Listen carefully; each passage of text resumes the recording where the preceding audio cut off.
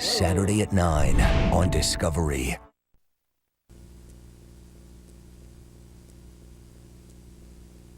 Well, maybe it's somewhere in our archives. You never know. That. Okay. Well, here we go. And just we can stop any time if you want to. Okay. Just say the word. Okay. Ralph Wild, October 26, 2000, at the Air Museum in Brandon, Manitoba. Can you tell us your name and what your rank was in the war? Yeah, my name is Ralph Wild. I was on Bomber Command as flying officer. I was a navigator. Where did you grow up, Ralph? In Rotherham, Yorkshire, England. I was born in 1918. What did your family do? What did your father do? My father was an engineer. An engineer. Working in the steel works in Sheffield. What led you to become involved with the Air Force? Well, in Great Britain, before the war, they had a conscription. So about a year before the war started, anybody at the age of 20 was automatically conscripted into the army. And I went up and visited them. I was 20 years of age, of course, at the time. And but there was no compulsion to go into the Air Force and the Navy. They were volunteers. I didn't like the idea of working in khaki, and that's the way the soldiers worked. So I liked the Air Force blue, the wearing the tie and everything else like that. So I volunteered for the Air Force. So I got deferred then until beginning of 1939. I was called up actually in November 38 for the Army, but then they deferred me for the Air Force. And then I got called up, I say, in spring of 39 for the 6-month service, which terminated in October. Of course, war was declared in September the 3rd, so my 6 months became 7 years in the Royal Air Force. So anyway, as things worked out, it was pretty good because I got the best advantage. I was in the Air Force before anybody else came in, sort of thing, pre-war sort of thing. So we got preference treatment. And anyway, the first place I went to was, they decided on what trip. You could not become aircrew, of course, going in for 6 months. So I had to be a ground crew. So he went before the attestation officer, and he just said to me, what do you know about the barometer? I said, do you want the Q or the 14? He looked at me, he said, you mean there's two? I said, yes. He says, my dear boy, he says, with that kind of knowledge, he says, you're an automatic preference for an instrument repair. So on this one question he asked me, I became an instrument repairer on the spot. So I went through the course. I was an instrument repairer 1. And when I graduated from there, it was at Cranwell, and Cranwell College is where they train all the officers, of course. Cranwell's quite a nice place. And then I was posted to Church Fenton, the 242 Squadron, which was a Canadian squadron actually. And they were forming up there. And also then was transferred on to 249, which was also at Church Fenton, which is Hurricanes. We were flying Hurricanes there. And then we moved down to Boscombe Down to our final train there. And we were protecting Southampton, which is the port there, see, from Germans' attack, and Old Sarum too. And then when the Battle of Britain started in earnest, in about the end of July, I guess it was, we were posted to North Weald, which is north of London. And I was in there right through the Battle of Britain. And at that time it was pretty hectic because, well, September particularly was really when the heat of the Battle of Britain was on. Yes, you'd have been right in the thick of things. Yeah, there. and of course the Germans had bombed the airfields, so North Weald was out of commission. So we were living in bell tents beside our aircraft. They had dispersal areas, and the aircraft in the dispersal areas. And we lived in the bell tents, and we had a marquee for the food and everything else like that. And just we were living out in the rough there. And there was earwigs, and you can name it. It was pretty bad. It was pretty rough living, I'll tell you. But plus the fact we were working like long hours, about 18 to 20 hours a day. It was, well, of course, we had to service the aircraft when they were doing sorties in the daytime, going off. As soon as it came down, anything wrong with them, we had to repair it before they could take off again. And then if we lost 1 or 2 aircraft, if we did each day, pretty well, they had to send in replacements for the next day, you see. So Ferry Command would fly in, usually lady parts, would fly in these replacements to us, but of course they came directly from the factory to the airfield. And so they didn't meet the Royal Air Force requirements, you see, specifications. So we'd have to spend all night long fixing these aircraft up to meet the Air Force specifications to be ready for the sortie the next morning should it be required, you see, like that. So sometimes we worked around the clock, 24 hours non-stop. We worked pretty hard there for a time. Yes, constantly on alert. Yeah. So we'd actually sleep when the aircraft went off on a sortie. We'd be away for an hour or so like that. We'd go have a sleep while they were away. That's the time we used to get our sleep. But you must have wondered what you'd gotten yourself into, hey? Yeah, that's right. And did you have a particular duty, a particular thing that you would work on those planes, or were all of you expected to pitch in and do whatever needed to be done on each? There was A and B, the two flights, of course, on the squadron, and I was attached to B flight, and so we had to look after there's 12 aircraft, and there's 24 aircraft.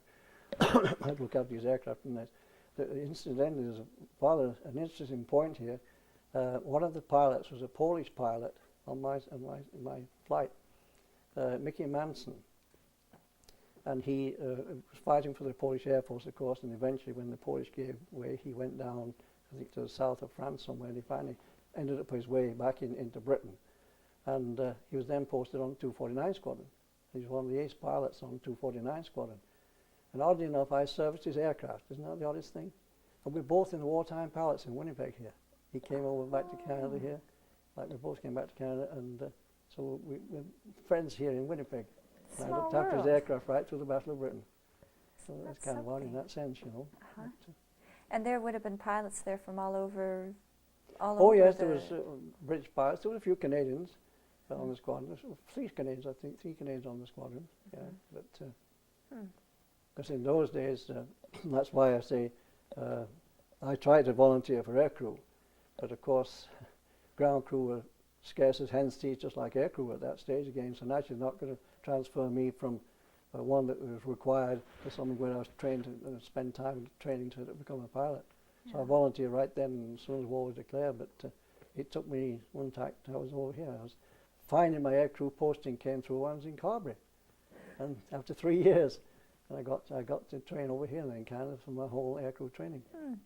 So tell us about the process that eventually got you to Carberry. What happened over in England that brought you here? Well, I'd say things were pretty hectic there. So when it got to October, things were quieting down a bit.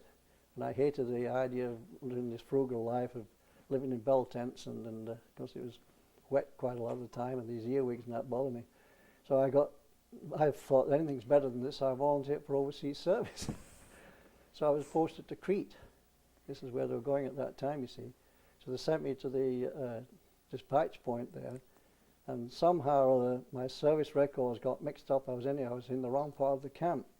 And I go out every morning there with the other fellows there, and we go on, and there'd be a roll call, but they never mentioned my name, you see. So after about 4 days, I thought there had to be something wrong here somewhere. So I checked with the flight sergeant, and he says, "You're on a charge." I said, "What for?" He says, "You're not wearing the white flash in your helmet, you see." So I said, "What's the white flash?" I didn't know in that day. This was aircrew trainee. And he said, "You're in the wrong part." He says, "You shouldn't be here. These are fellows that's trained to be aircrew." So I said, "Well, I was sent here." So it turned out they looked through the records, and I was in a wrong wing in the camp there. So when I got posted to the other wing in the camp there, I had to go before the officer, and I was AWL in the camp. Before I was reported missing, you see, and actually in the place I hadn't turned up there. So that's the first time a man had been in camp, it was AWL. So I went before the officer, you see, and he said, well, he explained it, so he said, "It's kind of unusual." He said, "Well, the next boat that comes wild, wherever it goes, he says, you're on it." So I guess I missed my boat to Crete, you see. So of course we had full khaki kit, you know. I was prepared to go to the Middle East, so I was in full khaki outfit. So we were sent up to Gorok by train, and then we were transferred onto a tender that took us out to Louis Pasteur, the French luxury liner that was lying in the harbour there. And as soon as we got on board ship there, they said all our air personnel go to the starboard side of the ship. So we did that and said, take off all your khaki uniforms and put on your blues. So it signed in triplicate for these things there, but anyway, we did it anyway. And it appears what actually transpired, we found out later, is that the German spies, I guess, were at the coast there watching. As soon as they saw people coming on board, in Corky. They knew very well they were probably going down through the Mediterranean, and they warned the submarines, you see, to be ready for a ship coming in there. You see, this is what we thought was being done. And so they put them off this way. So on board ship was a whole bunch of Navy men, brand new. They'd just come up from Portsmouth. They'd been trained in Portsmouth, and they were on this way past with us. Anyway, we set sail, and there was another ship alongside us, the Cape Town Castle. It transpired afterwards that we found out that this was bringing evacuee children from London, taking them over to Canada to be looked after in Canada. But anyway, after the second day out, we ran into a heck of a storm, and these were luxury liners, and the other Cape Town Castle would disappear into the trough, completely, masts and everything, just completely disappear. And it would suddenly come up over the top, and it come right out of the water. The screws, you could see the screws spinning in the water like that. I've never been in a storm like that. Before he went back down again like that, and then we did the same thing. So it was pretty hectic. Anyway, the Navy fellow, they were sick as dogs. How did you handle it, Ralph? Okay, I've never been sick in my life in that way, no. Anyway, after 4 days, it got colder and colder. We thought we were taking us up to Iceland and Greenland, going down through the Azores and going to go through that way, see. Anyway, after 4 days, we saw white cliffs ahead of us, you see. We thought, that's kind of odd. And they announced then, what you're coming to is Halifax in Canada.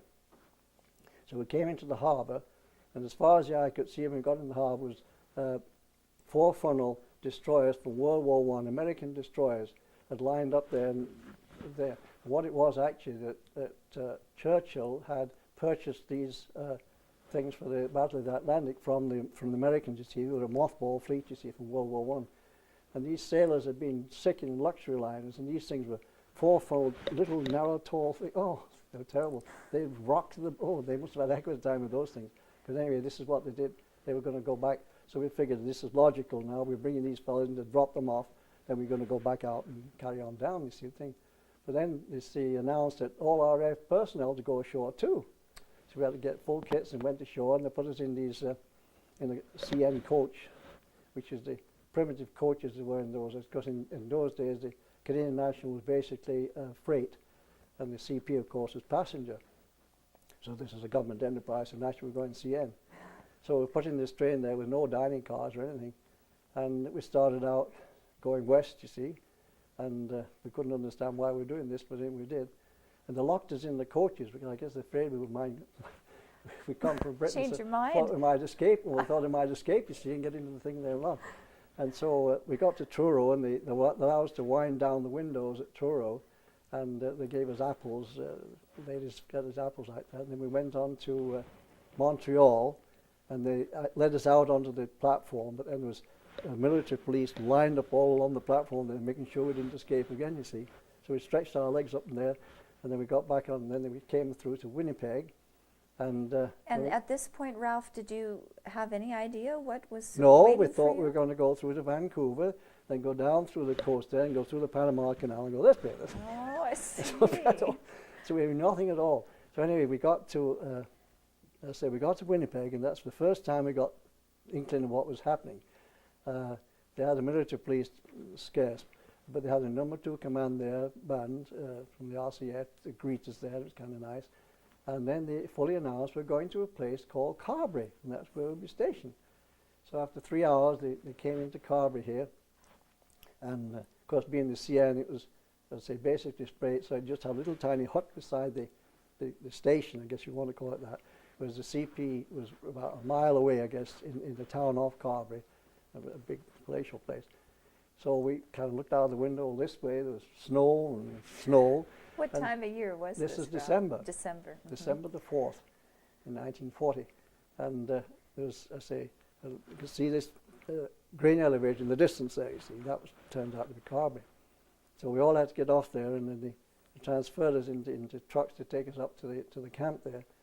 And we couldn't understand this at all, you know. Anyway, we got into camp, and at that time, it turned out we were the first RAF in Canada, and they were just forming the Commonwealth Air Training Plan, and Carberry was just being built. It had I think it had the hospital, it had the messes, and it had some of the billets, and it had a drill hall, but it had no hangars at that stage.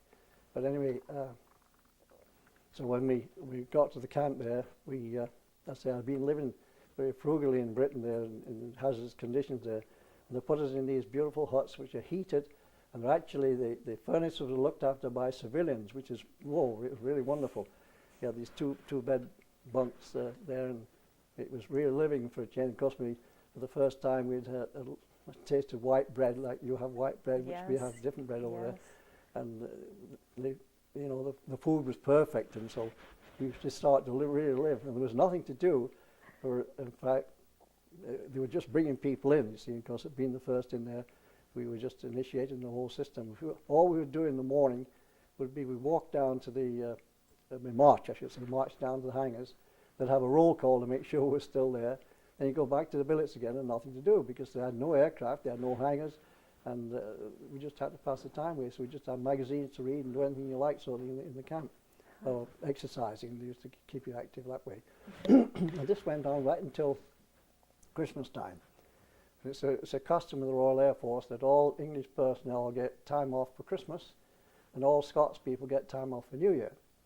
So the commanding officer announced that anybody that wants to go down to Winnipeg on this special train could do so for a week, you see.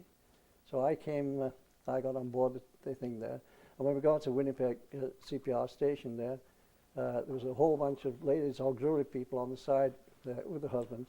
And as you came off the train, you're supposed to announce where you were from, and anybody that came from that town was supposed to pick you up and look after you for the Christmas holidays. Well, I came from Rotherham, near Sheffield in Yorkshire, and nobody claimed me. So finally, a person came up to me, introduced himself. He was from Leicester, and he said, well, I've got a boy from Leicester, but he said, I can take two, because I got two daughters. He said, you can come and stay with us if you like. So this is the Hancocks. So I went to stay with them for the week, and it was really nice. They looked after me. They took me to hockey games. They took me around the Parliament buildings. They really looked after me wonderfully. And so then after the week, we went back to camp, and the commanding officer says, no change in the arrangements, nothing developed at all. Anybody wants to go down for the second week when the Scots people are going to go down, they can do it again. Because I was a straight living person. I didn't spend much money and what have you, and I didn't drink, etc. So I went down again. So the second week, so of course I went to the assembly line as usual, and I was allocated to a couple from Liverpool, but they were an older couple, but they were quite nice, but I didn't enjoy myself as much as I had done at Hancocks. But anyway, I didn't want to go to Mrs. Hancock's and just say, I'm back here again, look after me, you see. So so after about 3 or 4 days, I was in Eaton store, and I ran across Mrs. Hancock's. And she said, oh, hello, Ralph, what are you doing here? I said, I'm in town for another week. She said, oh, that's fine. She said, just a bit more shopping to do and come back to my place for the week. I said, oh, no, I can't do that. I'm allocated somewhere else. She said, oh, her face dropped. She said, a mile. I said, well, I couldn't come back to you. I said, after you know, you can't look a gift horse in the mouth 2 weeks in a row. She said, you could have asked. She said, I could have said no, but she said, I wouldn't have done. She said, most welcome. I told you, she said, you come back anytime you like, most welcome. She was upset, I think, for about 3 months after. She couldn't get the conclusion. Her main thought was that I was trying to find something better than her place. Oh. That's the impression she got. And I finally worked it out with it, so I wasn't. Oh, no. So anyway, I stayed with these people. It was a stay in New Year, but I would prefer to be at her place. Anyway, Yes. What are the odds, hey, in all of Winnipeg of running into her in the entire city? Amazing? Yeah, that's really right. something. Anyway, this is a custom they had. And every second weekend, you used to have what we call a 48, and they have a special train that would take you into Winnipeg, and then you go and stay at people's homes. Like the Winnipeg people are marvelous. In fact, my wife, as a matter of fact, through this system, her mother and father entertained 2 airmen every weekend through the war in their homes. My wife was a registered nurse, so she was in the hospital. So her bedroom was not being used, you see. So they allocated a bedroom to her. And so where did your wife grow up? She was she was born in Nepal, but she was actually she was graduated from Grace Hospital in 1941. Oh, I see. Uh-huh. So, in fact, I saw her graduation. I didn't know she was there. Of course, I didn't know at that stage because I didn't meet her until June of 41. That's when I first met her. But I was allocated actually to. I was a corporal by this time, and one of the fellows under me, like I said, they went down these 48s, and he was allocated to Mr. and Mrs. Easton, that's my wife's mother and father, and he had the weekend with them. They took him up to the lake. They had a nice cottage at the lake there, but they were very state people, church-going people, what have you, see. And this Doug Holt, he was a Hawaiian women in the song. He really liked to live it up there. So this wasn't his ideal type of weekend as far as he was concerned. So when he came back to camp, he said, "Wild, I've got the perfect place for you." He said, "Next time you go on a 48, I'll take you down this place."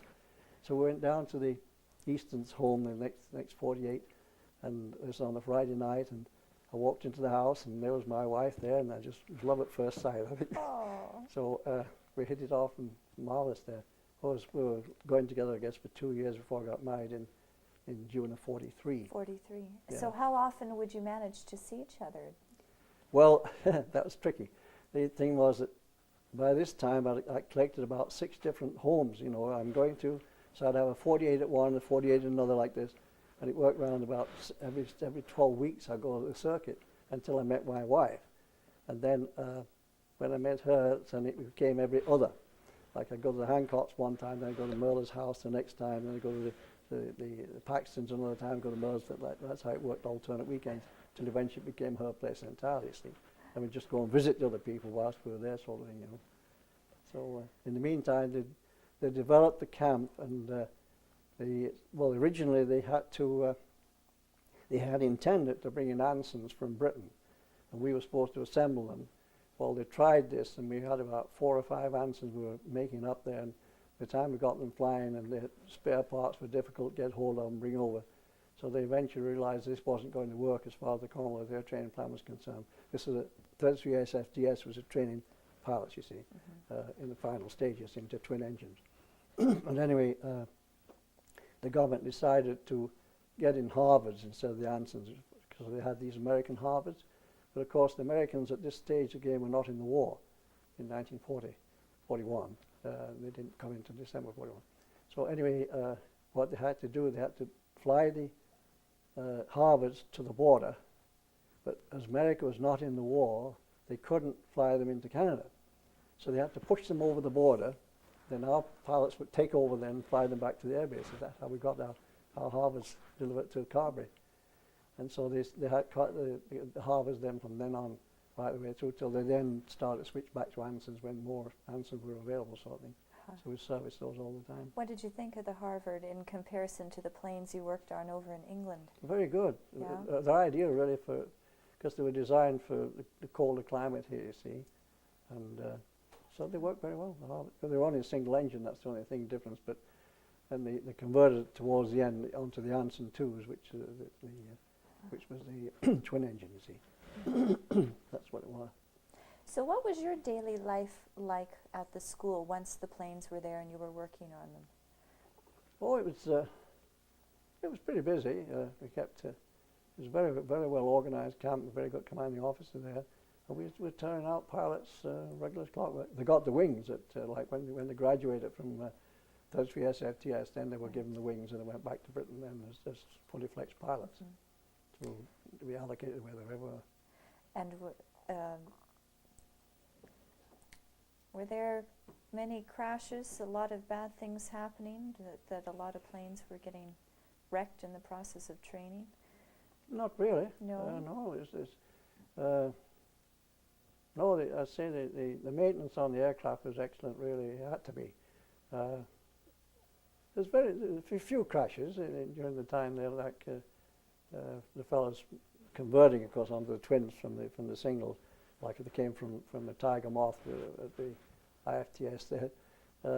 So that when they came onto the other squadron there could be a few that crashed, but not very many crashed really. Yeah. It was very thorough. The instructors there were quite thorough on, you go up in stages there until you were able to fly solo sort of thing. So there's no reason why you should cause any accidents. And I'd say the maintenance was kept at top flight. I was in the maintenance section there in charge of that, and so we made sure the aircraft were kept up to snuff, I'll tell you. Did you hope someday maybe you would be up in the air?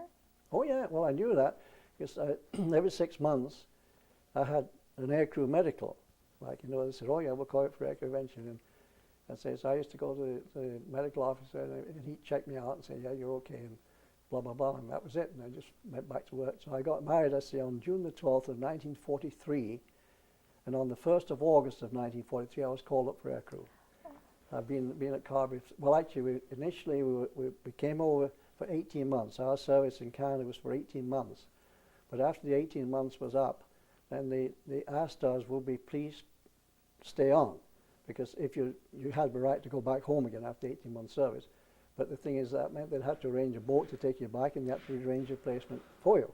So if you volunteered to stay for an extra 18 months, I think I was living in a luxury. There wasn't war to me over here. I was doing fine, living really nicely. So I volunteered for the second 18-month term. So I was here from December the 4th of 40 to actually left Carberry in August of 43.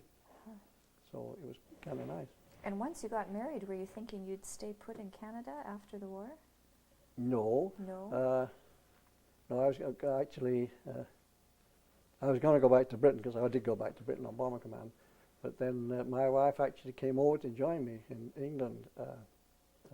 I went over in March of 44, and as a navigation officer. And I was posted over there, and I went through my training there. Then I went on to Bomber Command, and then in the meantime, my wife had a baby, and so she wanted to come over and join me. Well, I wanted her to come and join me. Mm-hmm. So finally she came over, I guess it was in March, about a year later, about March 45, I think she came over. And she never knew I was on Bomber Command. She thought I was still training. Oh. So anyway, until I was on 10 Squadron, very famous 10 Squadron at Belmore. And I was there until the end of the hostilities in Europe. And then my squadron, being 10 Squadron, we were switched over to Transport Command. So we're switching from Halifax, as well as been flying, to twin-engine Dakotas, DC-3s. And we converted then to go out to Burma and India to support the war in Asia, of course.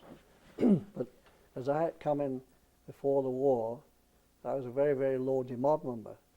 So when war terminated, I think it was in August, if I remember, August of 45, when the Japanese gave up. Well, then they didn't want me to go over to Asia, because I would be demobbed out there and sent back again. So I was taken off my squadron, and they had to find a replacement navigator for me. And my crew then went on to, actually they did go to India. They were in India for quite a time. But I was sent to a unit to wait to be demobbed, you see. And they sent me down to a place called Membry in Berkshire, and I had the choice of becoming the adjutant of the station or becoming a dental assistant. And I didn't like the idea of being in HQ all the time, you know, being close to the CO and what have you. So I volunteered as a dental assistant. And all I had to do as the officer, I had to go to the hospital every morning.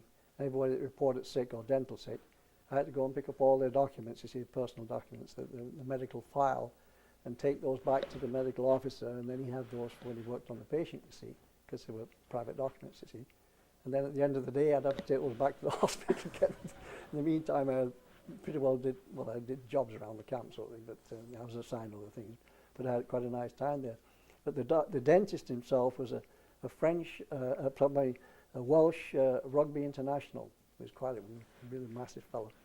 And on the way down from the waiting room to the surgery, there was like a big pipe across there. And every time he went down, he'd jump up on this pipe and chin him up 10 times every time. Every time he went up and down the corridor, he'd chin himself 10 times. He really kept himself fit. He was quite the guy. So I was I had quite a nice time with him too. And anyway, the wife that was the dental assistant to him, she had been at the Savoy Hotel in London as a receptionist. Quite a nice girl she was, quite a nice girl. And so she invited me. She said, "Oh, when you go down to Savoy after the war," she said, "come and look me up." She says, I'll take care of you, see. So I said, "Well, how would you know, who I was and what was?" "Oh," she says, "introduce yourself as Lord Flannel." She said, "I'll know immediately say Lord Flannel." She says, "I'll know who it is, and you'll be able to come into Savoy," and that's it. So I never did go back to Savoy, not with her anyway. But it was quite a good setup there. So, Yeah. so then I eventually was I finally got my DeMock came through, and then I went to university, and after I finished university, my wife in the meantime was a little homesick. She wanted to come back to Canada about 3 months every 3 years or something like that, and I didn't like the idea of having a family and this sort of thing.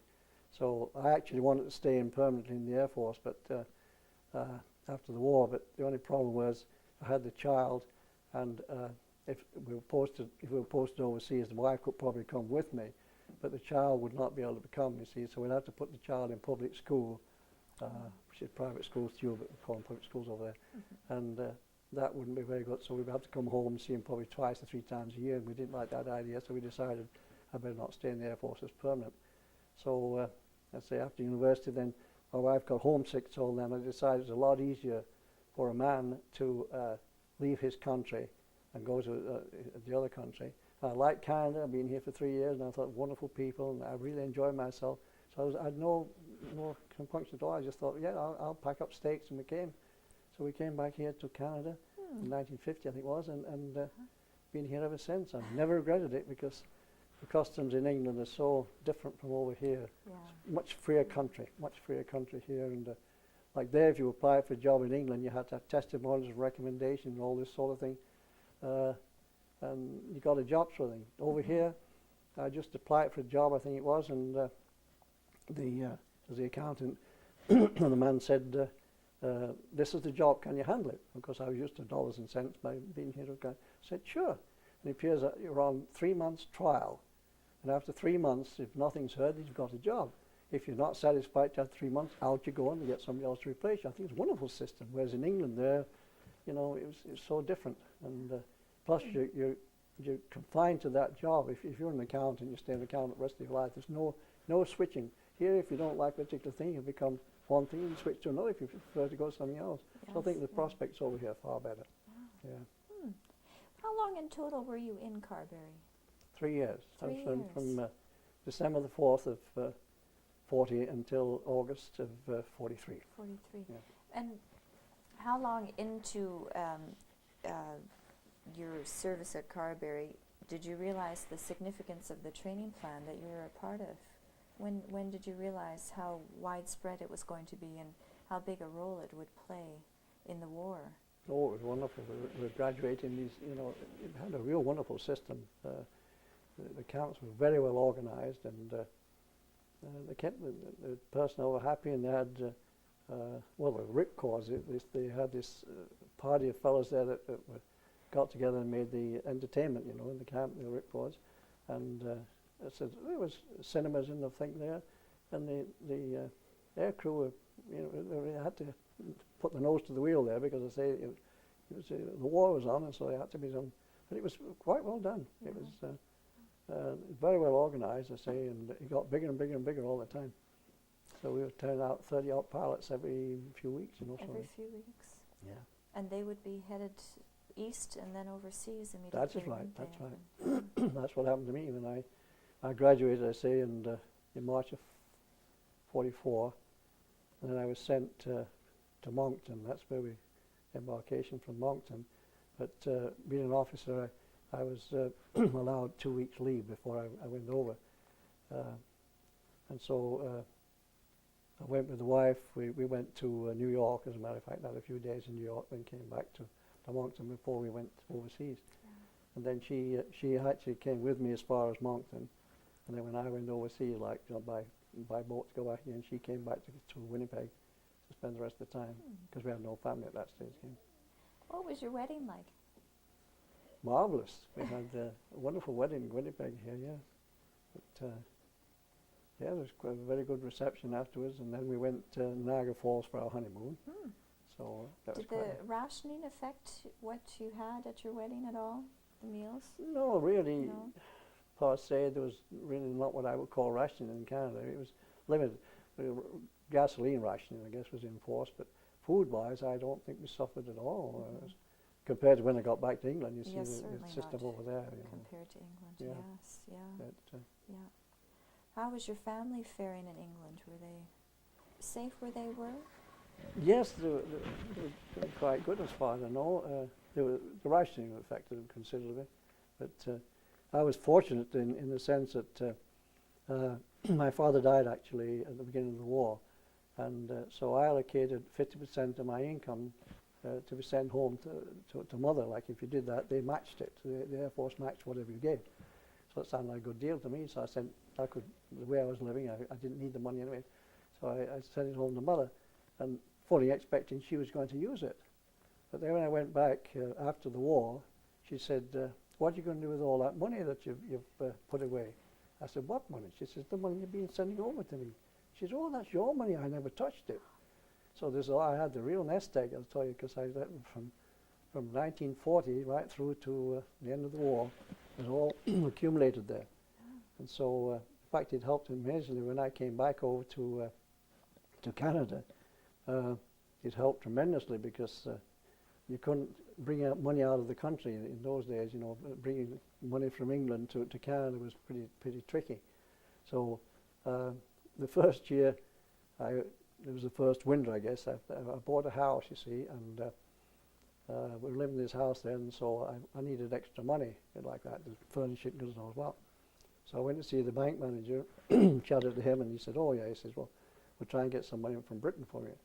So anyway, he worked it out that he wrote a beautiful letter to the Bank of England saying, you know, things were very hard in winter time. He needed a lot of money to heat the homes and all this kind of thing like this. And so they allowed me, I think, £2,000. They actually allowed me to bring out of the country £2,000, which is about, well, I think it was $4.14 or something to the dollar in those days. To the pound, I should say. That's right. So I got quite a bit of money. It set me up quite nicely. And I was able to go from there, you know. Goodness. But, from Carberry, where did you go? Where did you head next? I went to Regina.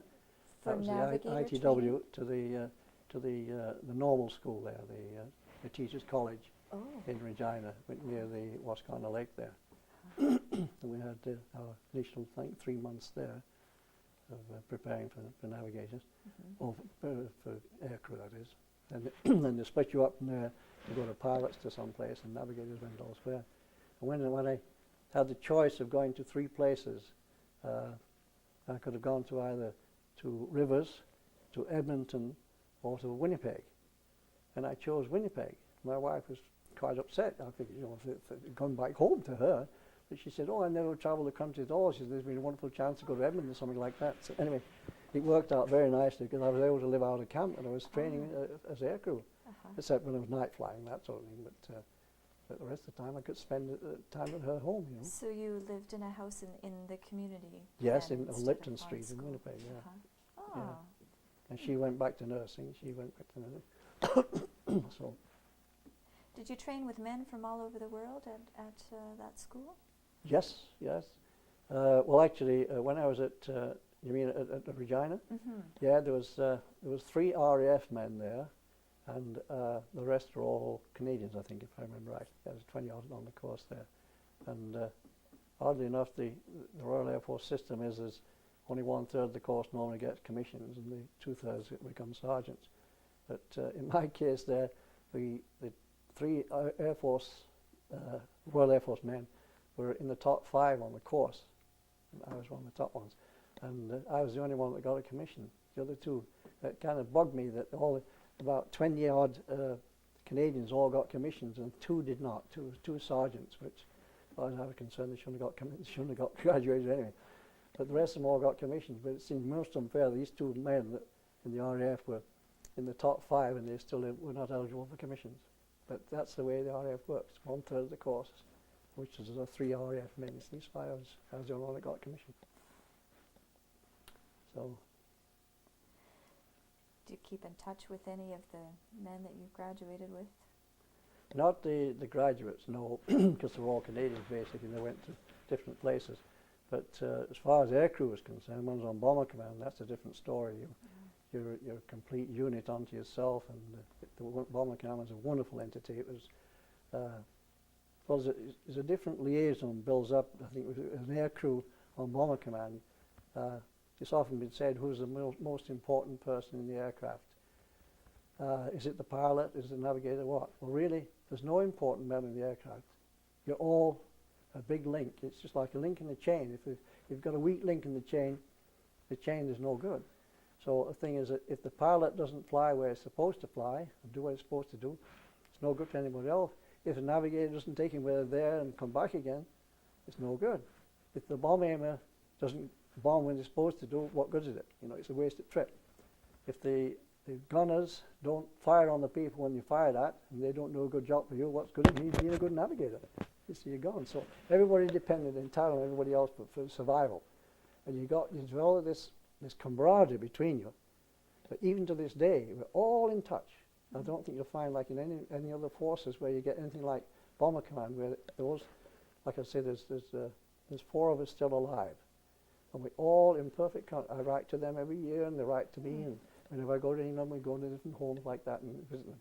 It's a wonderful camaraderie. And then when we had these aircrew reunions, you see, in Winnipeg from time to time, they've come over to the reunions, and we had a wonderful time here, and we've taken them all over Canada and shown them around. They're all in England.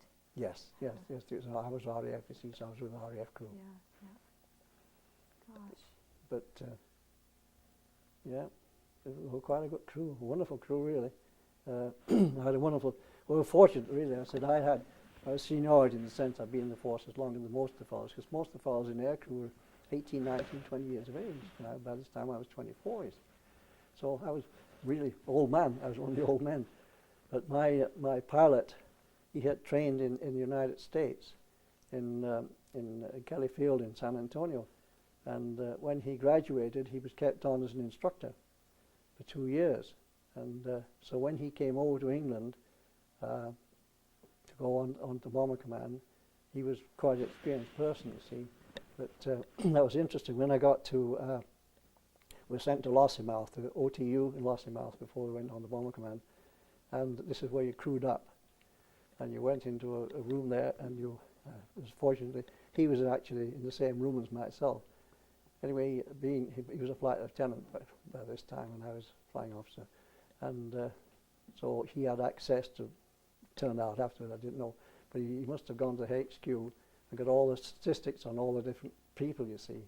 And I guess I was one of the senior officers on the crew there, and so he came up to me and said, wouldn't you like to be my navigator? So I said, oh, I think so. So anyway, we went for a walk on the beach at Lossiemouth, it's right on the coast. And we hit it off just like that. He was a non-drinker, non-smoker, and he was quite religious like myself, and we just hit it off. And of course, he had a lot of experience on flying, you see, which is more so than probably the majority had, which is good and it was bad in a sense, but I'll explain that later. But anyway, we hit it off like thing, and to this day we're still just like friends, just like brothers. It's just wonderful. Anyway, he had been used to instructing people and giving them, you know, what to do, and he would control everything. So in other words, he would, what I would call track crawling. He knew exactly where he was at all times. But anyway, when we were at the OTU, he always insisted on, we were given as navigators, we go ahead of everybody else to find out where we're supposed to go and what to do. But he always insisted on having a board on his knee and said exactly the route we're going to go, the ETA, the estimated time arrival, and the distance and where to go and everything like that. And he had it down pat, you see. So then I guess when I give, I'd say navigator to pilot, he said pilot's navigator, and I'd say I want to change course in 2 minutes to so-and-so, so-and-so. I guess he looked down his knee there and so he was doing this. But anyway, as we went on, I got suspicious that he was actually track crawling. I can tell from the winds I was flying, it just didn't seem to gel, you know. I was getting back all right, but it just didn't seem right. So anyway, I couldn't question it. We all got back to base okay. But we learned how to fly with G, of course, there, which is an important thing we had on Bomber Command. But anyway, we had the final exercise, and from Lossiemouth, it was a 5-hour trip. And so we went up, and after 2,000 feet, we went through the clouds. And we never saw land again until I came back to base. So he was completely at my mercy. He did exactly what he was told to do when he had to do it like. So anyway, we went from Lossiemouth across to Ballymena in Ireland, then down to St. Ivel in Cornwall, then across to Ipswich, across there, and we came across to Liverpool, and came up from Liverpool to back to Lossiemouth. Of course, Lossiemouth, as you know, is in the Highlands of Scotland. So when we got close to base, he said, pilot's a navigator. I said, yes. So I wonder if you mind giving me a course out to sea I'd like to approach from the sea. I knew darn well because he figured in maybe I moved, you see, and I'd probably run into these mountains. So I figured out, well, fine. So I took him out to sea and brought him back in 50 miles in. You see. So then he phoned up and says, when we supposed to be at base? I says, we should be there within a minute. He says, are you sure? I said, yeah. He said, you better go out and look up front there. Oh, so we'll come down, of course, through the clouds, you see. I went up and I went right across the watchtower. So he got out of the aircraft, shook my hands on, never questioned navigation again. So we were best of friends from then on. So it worked out very nicely. So he did what he was told to do from then on, because he knew he was getting the right instructions. Gee. But it's wonderful on Bomber Command, though, how you how you stuck together as a unit, all the aircraft and what have you. And they had the Bomber Command had wonderful systems of making it like they had a 5-mile path through the sky, what you would call the stream. You had to stay in 1,000 bombers, of course, they had to stay in this 5-mile path through the sky. Well, the reason behind this was the fact that we were all in a gaggle, you know, unlike the Americans who see each other in daylight. We were at night time mostly. Well, I had 2 daylight rays, but the rest were all night time. But the thing is, by staying in this 5-mile path through the sky, the fighter aircraft, the bandits, the opposition, would stay on outside the stream there. And if anybody wandered off out of the stream, they'd pick them off just like that, you see. Mm-hmm. But they didn't want to come in the stream because as they came in to get another aircraft, one of the tail gunners and the mid-upper gunners would spot them and would fire at them. So they weren't, you know, they were smart. They stayed out there and figured it's safer out here and then pick them off. So then I say by having this 5-mile path through the sky to stay in, it saved a lot of aircraft by doing it that way. Yeah. Then they got it even better still later on. I became a wind finder. And we had to find winds for the whole Air Force, like, for the whole trip. And 5 or 6 was wind ahead of the mainstream there. We found winds. And the main thing was that they had what they call the P wind and the F wind. The past wind was given out to the mainstream. We were ahead of them. So they had to use our wind, what we call the P wind. The F wind was a future wind. If anything happened to us, then they had to apply the future wind. Now, the problem was some of the navigators were not as good as some of the other navigators. So the 5-mile path through the sky was good, but it wasn't quite good enough. Now, the thing was what they devised, that they came from all different parts of England and correlated on this one spot. And so the thing was that if one aircraft was not navigating correctly, if he went back to the previous time and he put on this what they call a P wind, and he put that P wind on, he'd have to apply that P wind on, and that's the way he'd have to go, you see. Now, everybody was applying the P wind. Well, there's absolute silence, of course. There's radio silence, except for us. We were allowed to contact base, and our Met officer, like we give our winds to them. He would analyze these winds and decide, oh, the main force should use this particular type of wind. Oh, I see. Okay. And then he gave it out to them, so that they had to forget out all they'd done. They had to back plot for 20 minutes, and because I used to have to find a wind every 4 minutes, and after 6 minutes, after 24 minutes, I passed these winds to my wireless operator, who put it in the code, and sent it back to base. And then they would then put it out over the airways, and he passed what I had given to him, and it passed back to me what the main force had been given to, so I could see how I was going with the rest of the force, you see. Now, this sometimes worked right, sometimes worked wrong. Like, in other words, we went into an initial briefing, and we were given places where there was probably some expected anti-aircraft fire at this place. They expected fighter escorts there in this place and the fire this. So we had all this down on the chart, you see. But sometimes it didn't work out that way.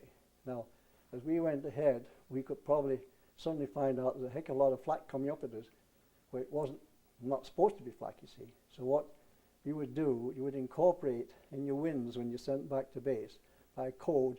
You'd say flak at such and such a place, you see, give that along. So then what they would do, they would broadcast to the mainstream, the mainstream of the Bomber Command, call that the mainstream. They broadcast to the mainstream a stupid wind. Okay, so what we'd do is you're given a path through the sky, you go here, like this. They never went straight from here to, you didn't go from here to Berlin, you know, you just went all over the place, because you had to put them off and think, oh, they're going to Munich, then no, they're going to so and so. You had to put them off. And we were dodging these different flaks and what have you, see. Anyway, if we spotted this, so then it put on a stupid wind, which worked wonders. Actually, what it would do is you go from the point A to point B, but when you got to point B, they put on this stupid wind, so instead of going over the flak, you go over here, go around it. It's really smart how they figured it all out. And they worked wonders. Same as when you got onto the target. You always had to put the target wind on that they gave you. Now, it could be a stupid wind, but they would probably approach the target because the pathfinders have gone in and dropped the flares, and then you follow in on that. And so they bring you all in, going in together in the same way, going over the target. So that worked much better too than some coming in this way and some going this way. So Right. What kind of planes were you in, Ralph? At this Halifax point? 3s. You were in Halifaxes. Yeah. Huh. Yeah. Did you fly the same plane mostly, your crew? Yes, I was D-Dog, my plane. AZ D-Dog, that's my plane. Did you give it any other name? Well, that's one thing. We got preference. We had all types of equipment in our thing. Like automatic, most aircraft had G. Well, yeah, and then some had the option of H2S, which was a radio map of the ground. Like as you go, there's a scanner. You've probably seen the weather map. It used to go around like this. It used to light up as it came by. Well, that was a scanner. It used to light up, except directly below the aircraft. It we call mush. But it would scan this, and so then it would, if it would send it sends out a pinpoint, like a pulse goes out to the ground. You see, if it lands on nothing, it just dies. But if it lands on a town, it goes beep, beep. So it hits the steeple of the town, and like this. It would respond back to the aircraft. And then for these responses, it would show an outline in the aircraft. You see, like a picture on the screen. Would that be the town? So you'd have the radar map, which would say, oh, that's Dusseldorf. You see the outline thing, you say, oh, that's Dusseldorf. That's how you could pick it out. So it was geography in radar. It was wonderful. It worked out well. The only problem was that H2S could be, with this scanner going around sending this pulse, the German fighters could pick it up and they could home onto you. So it was a case of do or die. But the thing was that in my situation, I had, like the centre part of the screen was what I call mush. It was no good to me because I knew where I was, I'm not there. So, but that was passed to the wireless operator, and he enlarged it, and they call it the fish pond. We call it fish pond. And this, as the scanner went round, anything that was in that area around the aircraft, it used to come up on the screen as a blimp. So every time it came around, blimp. Now, if that blimp stayed like that all the time, that another bomber coming with me. But if that blimp started coming like this towards you, that wasn't one of my bombers. That was a fighter. So immediately, the wireless operator would say, he'd warn the gunners immediately, say, gunners, bandit approaching so-and-so. And they'd turn around and say, yeah, I've got him, and they'd give him a couple of bursts like that, and it'd peel off. Because, I mean, they had so many fish in the sea, that if they knew, like the fighters knew that you were firing at them, well, he was going to pick on somebody who didn't know you were there. So so fish pond in my case, with the H2S working, worked wonders. But most fellows didn't like H2S because they thought the aircraft would home onto them. Yeah. So it's a matter which way you looked at it. But then I had GH2S and I had Loran too, which is another device they had towards the end of the war, which was much like the G. They used to jam it. The Germans used to jam the G. There was like a pulse came up on the screen there, and so when you got over Britain and over France, it was okay. But then they started to jam it, and what they would do is they send what they call grass up. They send a whole lot of little pulses up on the same frequency as yours, you see. So unless you could hold that pulse, the one that you want, you used to lose it, and so the G was useless. Now in my situation, being a wind finder, my bomb aimer was in charge of the G. So what he did, he kept the pulse on the screen at all that in this enlarged scale. So it's only a small thing. So I never did get the grass. When you flick it to the other switch, it comes up like a loop on the screen. Well, that's where the slave station is and where you are is the bottom loop. You bring the two together. So if you kept it on this, then of course the grass didn't mean a thing. The interference didn't mean a thing. But the other fellows couldn't do that because they had to do the navigation, then go back to the screen, you see.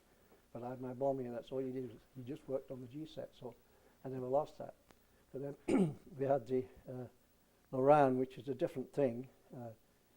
It was a G that set that the slave stations from Britain used to send out a pulse like that, you see, to the aircraft.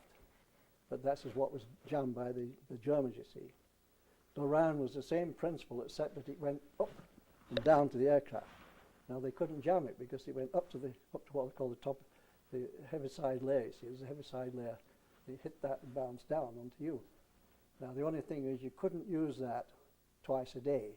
At the mornings and evenings, the heaviside layer changed. It came down or went up, so the pulse was inaccurate. Like it was, while it's changing, it wouldn't be right. So you had to, for about an hour or so, you couldn't use it that time. But the rest of the time, it was perfect. Okay. How long did you fly with Bomber Command in Europe? Were you there until VE Day? Yes, I was Yes. right through. And then I say then, then we changed over to that's right.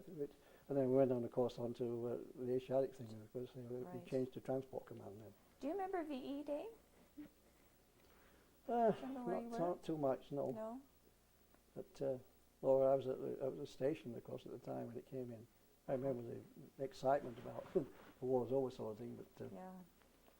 But then you were stationed you went to Burma?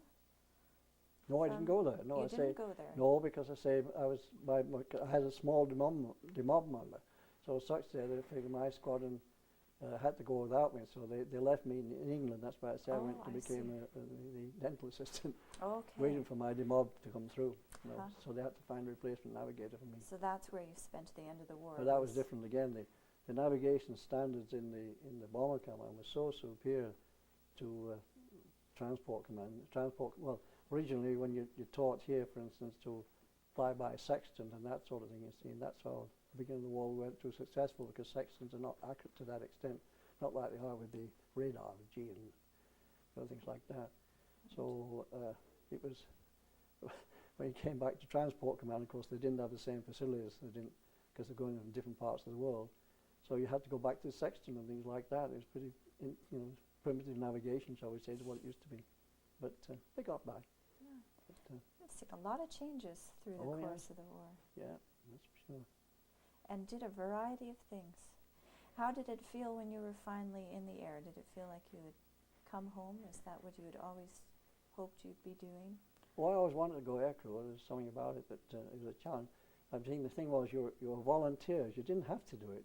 You wanted to do it. Mm-hmm. And as far as I was concerned, it was helping my country by doing that. And I think I did all right. What was the highlight of your service? Hard to pick one. I think being graduated as a navigation officer, I think that was, I loved maths. I was very good at maths, and still am, of course. And so as such there, I loved doing what I was doing. It was something, it wasn't a challenge. The thing was, and I liked about the Halifax was the fact that we had a special place in the Halifax for the navigator. It was really, the Lancaster was supposedly a superior aircraft, could carry a bigger bomb load than we could, but it didn't have the facilities that we had. We could get into our aircraft quite easily. They had to climb up into the aircraft, jump up into it, things like that. And I had a definite place for my G sets and all the stuff there, and the pilot was directly above me here, and the bomber was beside me, working with me. But I say we had a little compartment all to myself. It was quite nice, seat to sit on, and nice chart table and everything. But the other people, it was pretty bad. It was kind of odd there. There was let's say my pilot had been, say, instructing in the United States, and of course he'd graduated quite a few of the students there. And one of the pilots from the American Air Force came up to visit Les Holmes, that's my pilot, one day, you see, and we arrived. He had a Flying Fortress, and Les had flown Flying Fortress.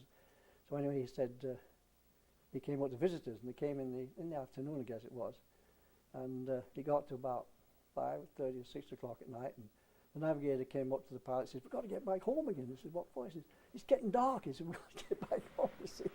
So Les hadn't flown a Flying Fortress since he'd left the United States, you see. So he says, "What about the idea of me flying back?" He says, "I'll use my navigator." He says, "He'll get me back there," you see. So we arranged with the commanding officer. He'd arranged for an aircraft to bring us back, you see. So I get in this aircraft, this Flying Fortress, and so I said to the navigator, I said, "Where's your G set?" oh, so he looks and says, fine, oh, it's off here. So he dotted off the G-set there. And I said, well, where do you sit down? So he looks underneath the thing there and he pulls out a Coca-Cola carton, his wooden Coca-Cola carton. He plunked that down, that's what you sat on, you see. And they said, well, what's your coordinates for base, you see? He looked at me and said, what's that? He hadn't a clue what I was talking about. So what we do, you see, you home onto base. So you find out what the latitude and longitude is of the area you're going to go to, so you know what your own base is. And then you convert that onto the radar map, and it gives you the coordinates, say A, B, C, D, so and you find out what the sun, so it's 64.3 against 25 points or so. So you put these on the set, and then you line these things up there, you see. So then when you come to their base, the coordinates come together like that. When they come together, you're over their base. It's just as simple as that. You come right in. Perfect. He looked at this and said, I don't know. So I finally got the charts out and looked what his latitude, longitude was at Ford. This is where we were stationed at Ford. And he was going by pundits. That's how they used to fly by pundits. These flashing things just like lighthouses with flashing light. And that's how they used to fly. But of course, he never did nighttime navigation. So all they used to fly in formation, you see. So they fly three abreast and group together. And they'd have a master bomber, lead man, and two deputies on either side. So if anything happened to one of those three, then they'd just change places and another man would take over. So everybody just followed the leader. And then coming back again, if they got separated from the gang, they just call out Mayday. Mayday, and then immediately Mayday, giving them the latitude and longitude and how to get into the base and fly them back. So they didn't navigate really at all. I couldn't believe it. Anyway, I brought him into Ford. He looked at this. He couldn't believe it. He was looking down there. God, you see the light flashing on the watchtower. He said, go right over the watchtower. He says, boy, this is the way to navigate. And I said, yep. Simply marvellous. But the different standards, you see. But of course, I say, they were daytime flyers, so they didn't need it. I guess there's a lot to be said for their system because we didn't like day flying because he said you could see you. Night's flying, but later on it didn't mean a thing really because radar being what it was, they could spot you with your, they couldn't see you at all. They could see you by the radar. But quite a different setup, yeah. That's for sure. But different systems. Any other stories come to mind you'd like to tell us?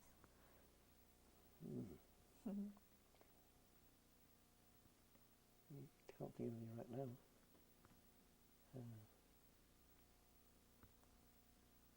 There was just that one story there that was quite interesting, I thought, anyway.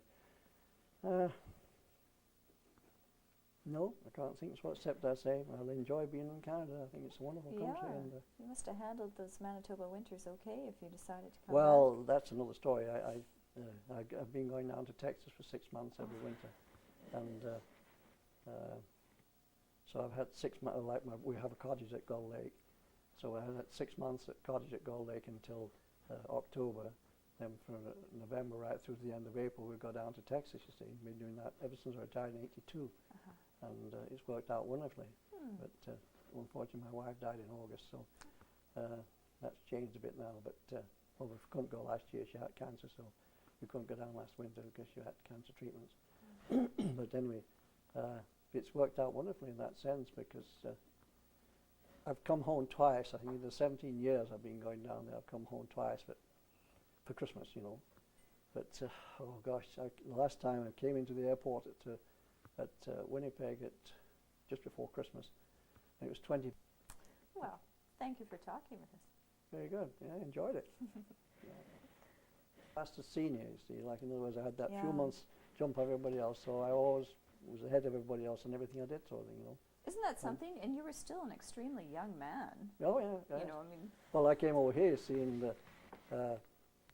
the regulations for the the Air Force was like there's AC1, AC2, AC1, LAC. Well, I was an LAC, I guess, when I first came over. And when we started the camp at Carberry there was three instrument repairs, that's right, which eventually became about 10, of course, when the scheme got underway. But again, I was a senior to the fellows coming over, so I was automatically promoted to corporal. But I could only become an acting corporal because on the Air Force system, you see, there's instrument repair 1, instrument repair 2, instrument repair 1, and the instrument makers. Well, instrument repairer 2s, which I was, which was all the major at the time when I joined, you had to go back on a course to become an instrument repairer 1. And then the instrument makers were basically aircraft apprentices or boy entrants, which is permanent Air Force boys at 14 come up to, right through. So they have go through a really thorough grounding. They go up to almost university level, you see, with the Air Force.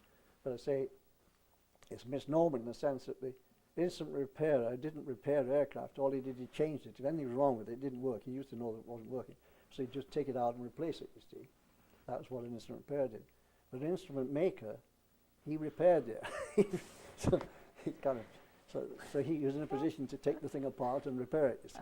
But the rest of us just put it, marked it US on service hold. Yeah. It went back to the stock room and was replaced by another one. That's the way it went. So quite a different setup. I think it's just amazing that you did such a variety of things, in one Well, that's war. true. In Yeah. one war, you did. That's right. Such I wasn't on coastal command. I was on almost every command. Like I was on training command, of course. And then I was on fighter command, bomber command, and it's quite an experience. All different aspects of the training, Yeah. And